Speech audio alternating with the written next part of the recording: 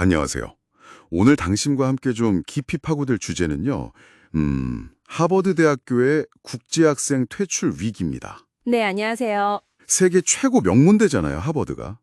근데 거기 국제학생 거의 7천 명이 갑자기 추방될 위기에 처했던 좀 충격적인 사건이었죠. 맞습니다. 저희가 받은 자료, 하버드 유학생 퇴출 위기와 법원 판결 발췌를 보면서 이 상황의 핵심을 좀 같이 들여다보겠습니다. 자, 이 실타래를 한번 풀어보죠. 네, 이게 그냥 한 대학의 문제로만 볼 게 아니라 미국 전체의 고등교육 정책, 더 나아가서는 국제사회에도 시사하는 바가 큰 사건이라서요. 하버드라는 이름값 때문에 더 파장이 컸던 것 같기도 하고요. 그렇죠.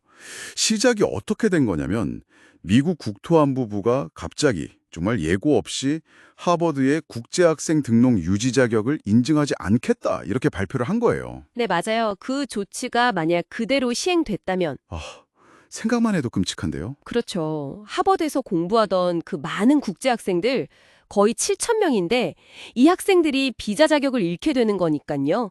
학업 중단하고 그냥 돌아가야 할 수도 있었던 거죠. 정말 큰일 날 뻔했네요. 근데 하버드가 가만히 있진 않았죠. 그럼요. 바로 법적 대응에 나섰습니다. 이건 정치적 보복이다. 또 학문의 자유를 침해하는 거다. 이렇게 아주 강하게 반발하면서 연방 법원에 소송을 제기했어요. 그래서 결과는 어떻게 됐나요? 다행히 법원이 국토안보부 조치에 대해서 일시 정지 명령을 내렸습니다. 그래서 일단 학생들은 안심하고 학교를 계속 다닐 수 있게 됐죠.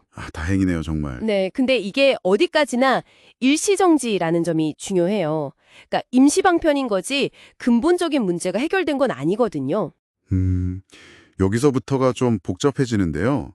정부가 내세운 공식적인 이유, 이게 비자 관련 규정 위반 가능성이었다면서요? 네, 공식적으로는 그랬습니다. 근데 보내주신 자료를 보면 이게 그냥 겉으로 내세운 이유일 뿐이고 실제로는 뭐랄까 하버드가 좀 진보적인 정치 성향을 보이니까 또는 특정 행정부하고 관계가 좀 안 좋아서 그런 거 아니냐 이런 분석이 있다는 거죠. 바로 그 지점입니다. 그러니까 공식 발표하고는 다른 해석이 나온다는 거. 이게 중요해요. 네. 자료들을 보면 교육기관 운영 같은 문제도 단순히 행정 절차를 넘어서 어떤 정치적인 힘겨루기의 대상이 될 수 있다는 걸 보여주는 거죠. 정부 결정 배경에 대해서 이렇게 여러 해석이 나온다는 것 자체가 이 사안이 얼마나 민감하고 복잡한지를 보여주는 거고요. 하버드 사례가 딱 그런 예시인 셈이죠. 그렇군요. 그런 해석이 나오는 와중에 이게 미국 내 문제로만 그치지 않았다고요? 네, 파장의 국경을 넘었어요.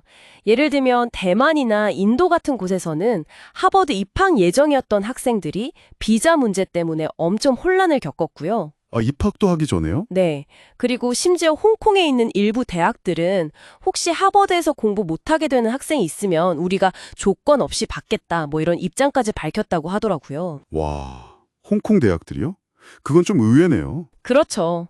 이걸 좀 더 큰 그림에서 보면 단순히 한 대학의 행정 문제를 넘어서는 거예요.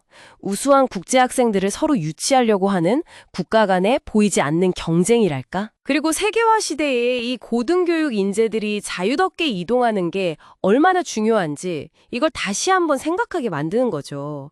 홍콩 대학들의 제안은 이런 국제적인 인재 확보 경쟁의 한 단면을 보여주는 뭐랄까 좀 흥미로운 사례라고 할 수 있겠습니다. 그렇네요. 상황이 아직 끝난 게 아니군요. 자료에도 나와 있던데 5월 29일에 중요한 공청회가 예정돼 있다고요? 네, 맞습니다. 이 공청회 결과하고 또 이어질 법원의 최종 판단, 여기에 따라서 하버드 국제학생들의 운명이 결정될 뿐만 아니라 미국 내 다른 대학들이나 어쩌면 전 세계 유학생 관련 정책에도 영향을 줄 수 있겠네요. 그렇죠. 아주 중요한 분수령이 될 겁니다.